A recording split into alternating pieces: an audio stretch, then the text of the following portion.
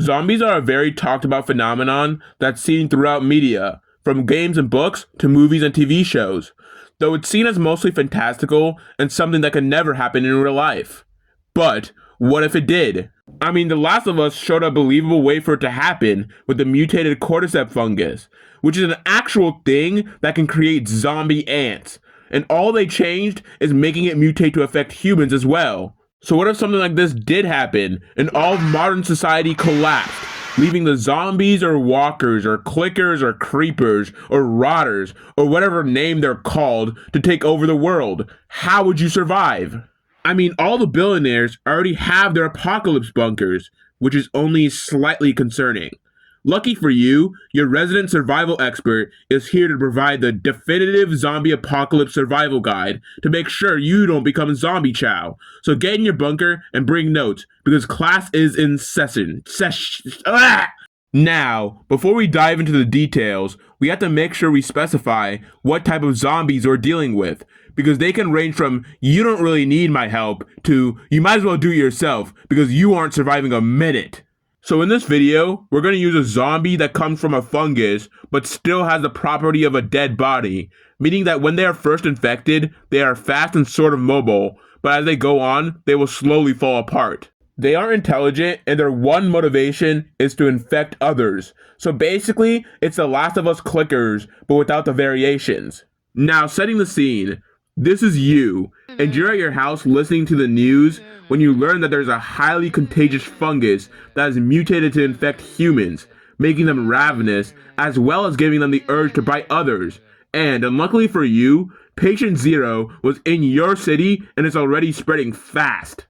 Now, while society is still intact, the first thing you want to do is buy food. So you run to Walmart and begin to stuff your cart so full you think you're buying for a family of 5 or a family of one-day blunts. Specifically, you should be buying canned foods, water, and other foods that will expire for a long period of time. But if you do decide to buy your favorite cereal, make sure you plan to eat those first before moving on to the other items, as they will expire faster. I'd also recommend grabbing some fruits and vegetables, not really to eat, but for something that will come later. You don't have to worry too much about the money you spend, since it'll soon be worthless. I mean, at least you don't gotta pay those student loans anymore. As you drive home, you see the infected chasing a young man. They don't notice you, but it's still an unsettling sight. Looking now, you're sure that your city will be overrun very soon. Now that you have your groceries, you can begin barricading your house. I mean, you don't want a zombie busting through while you're trying to sleep. But be careful, as loud noises are basically a dinner bell for zombies. So let's go over what you should wear. First of all, you should be wearing long sleeves exclusively. The thicker, the better. Just the same, you should also wear long pants and high socks, leaving no skin to bite. I'd also recommend wearing a face mask if you can, but that's probably the least important. They might still be able to infect you through all of this stuff, but at least you have a chance.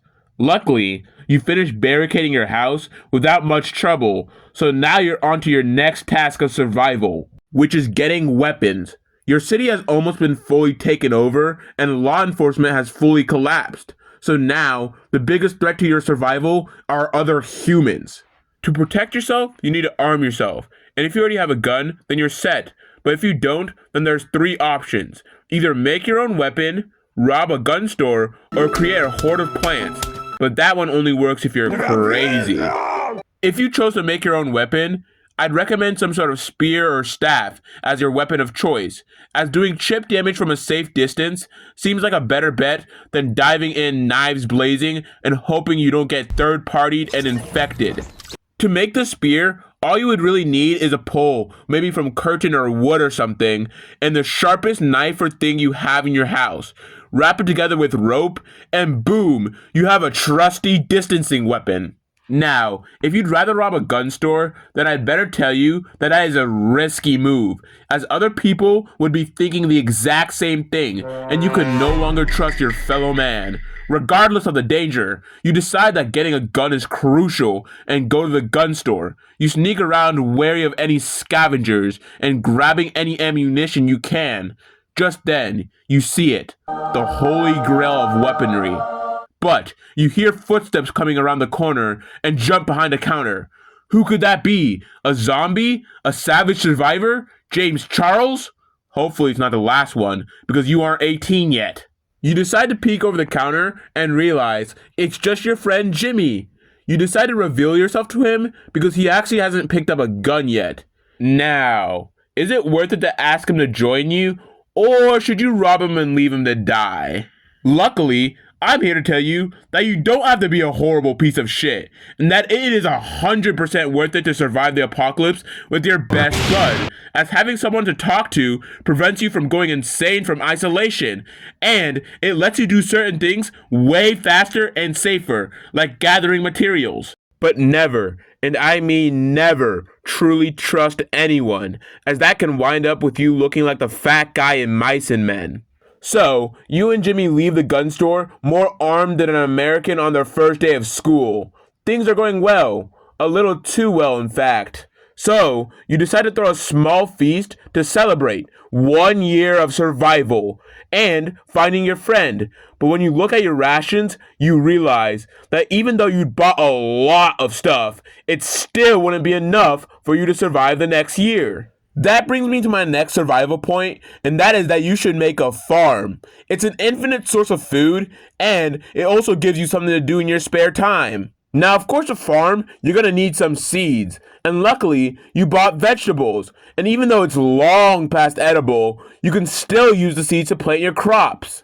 Of course, different plants should be planted at different times and locations and all that, but I don't really feel like talking about that. So research some good crops in your area. Anyways, make a compost bin and throw all of your junk into it, and I'm talking about some of that good shit. Then, you mix that good stuff into the soil, water the seed, and pray. Because if your farm fails, there's a good chance you starve to death. Or, you can just become a hunter and hunt like squirrels or something. Or, you can become a cannibal. All equally good options. But now that you've got your infinite food source, you're pretty much set, to be honest. You could find or build a generator, but who do you think you are, Albert Einstein? Your best bet now is to find out if a government or a country still exists and move there. But if not, you should upgrade your house, find a wife, have some kids, and enjoy the rest of your life surviving the apocalypse. So yeah, that's my very brief tutorial on how to survive the apocalypse. If you like this video, consider subscribing and liking the video. My goal is to reach 500 subs at some point, and that'd be much appreciated.